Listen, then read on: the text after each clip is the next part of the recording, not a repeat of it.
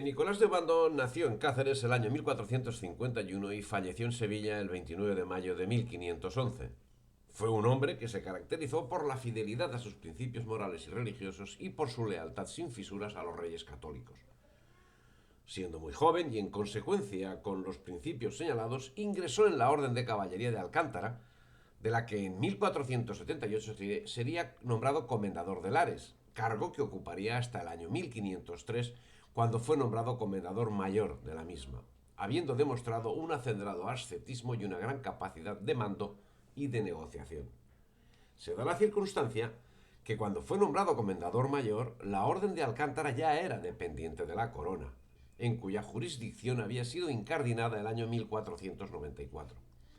En ese desarrollo de sus funciones reconstruyó la ciudad de Alcántara, que había quedado destrozada tras la guerra de sucesión castellana, debiendo encargarse asimismo del patrimonio cultural, religioso, económico y humano de la orden.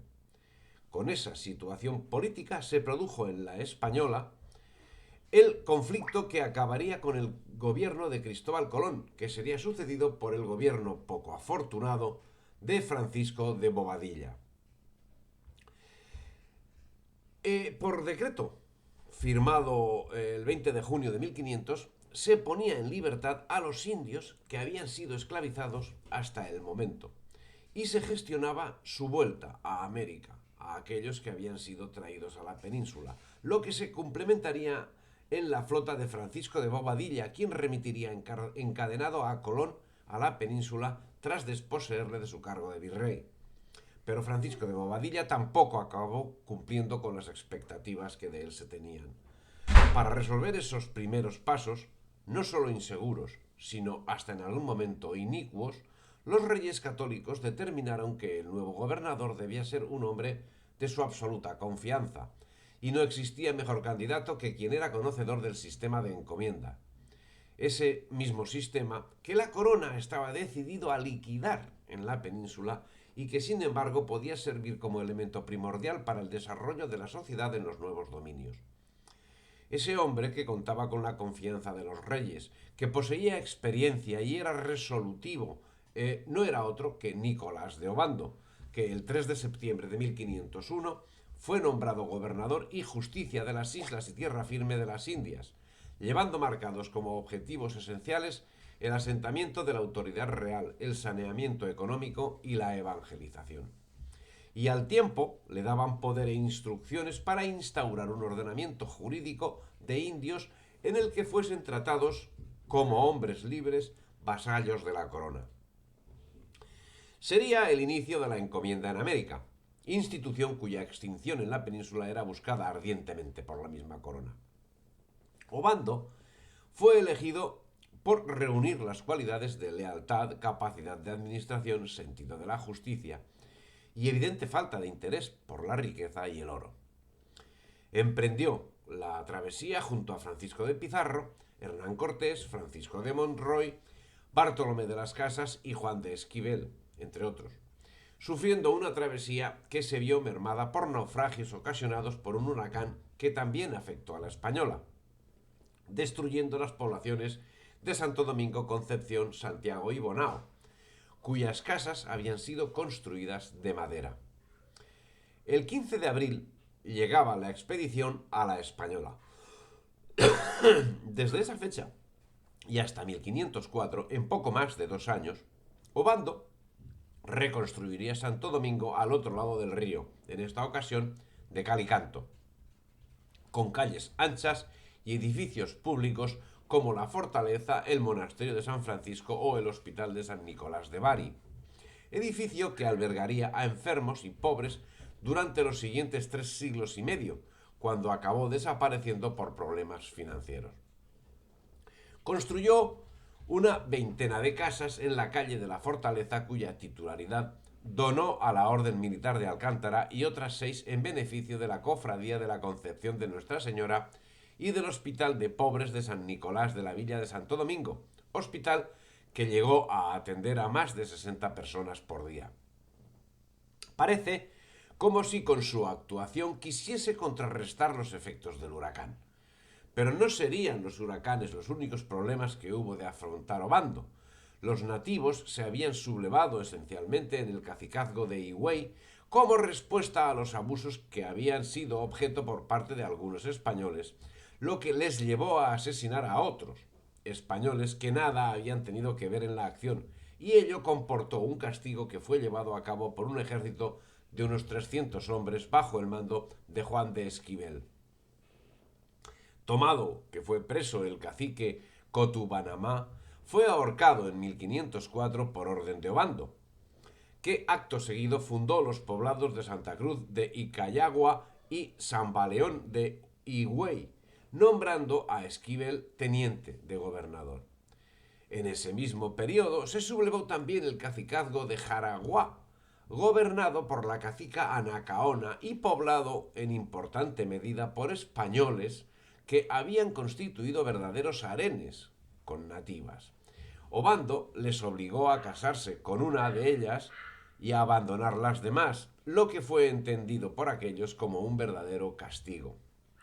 Fray Bartolomé de las Casas hubiese podido dar cumplida cuenta en sus relatos de estos hechos, ya que lo vivió en directo.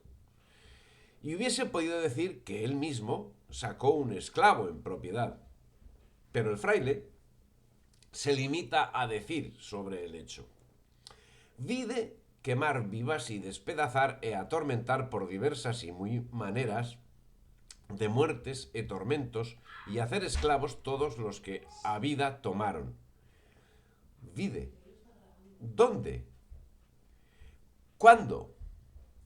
¿Por qué no es en este sentido tan minucioso el fraile para decir lugares, nombres y números cuando estuvo tan cerca? Sin lugar a dudas, una guerra no es una situación de fiesta. Y las Casas, que dice lo que dice años después de haber sucedido, no facilita datos precisos, lo que convierte su relato en inverosímil. Las instituciones dadas a Obando consistían en que fuesen anuladas las prebendas dadas por Bobadilla en detrimento de los naturales, que debían ser equiparados en derechos y obligaciones a los españoles, y que procurase matrimonios mixtos. Pero también abordó aspectos de descubrimiento, siendo que a su actuación se debe haber comprobado en 1509 que Cuba es una isla, para lo que envió a Sebastián de Ocampo con la misión de circunnavegarla.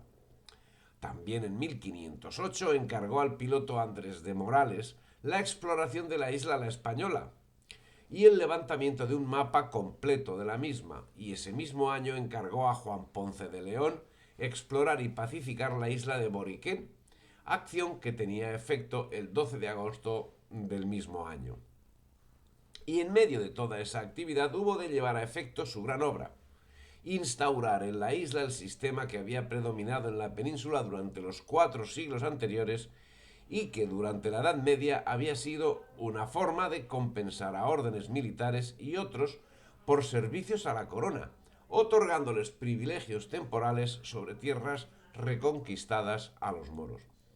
Obando pondría en funcionamiento así la institución que vertebraría los primeros pasos de la España transoceánica, primero en las Antillas, luego en el continente y finalmente en Filipinas.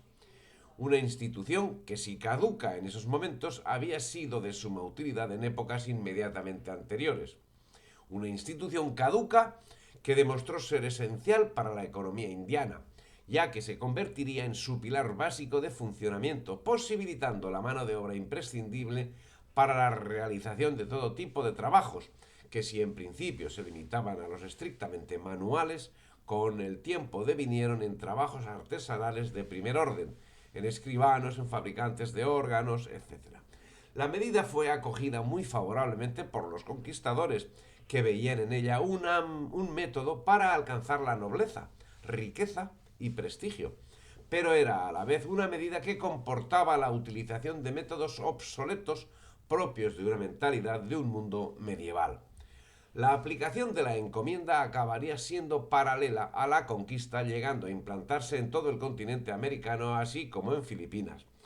Los indios de repartimiento estaban sometidos a un régimen laboral que comprendía días festivos, vacaciones, periodos de servicio, etc. Los días laborables se limitaban a 4 por semana, al objeto de que pudiesen dedicar el resto del tiempo al cultivo de su propia tierra, y las mujeres casadas no podían prestar servicio doméstico. Y su obra pasaría a la historia y tuvo una rápida evolución.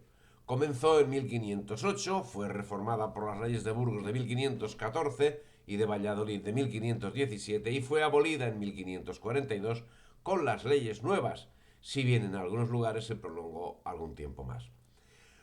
Una vez instaurada la encomienda, Obando obtuvo lo que tantas veces había solicitado.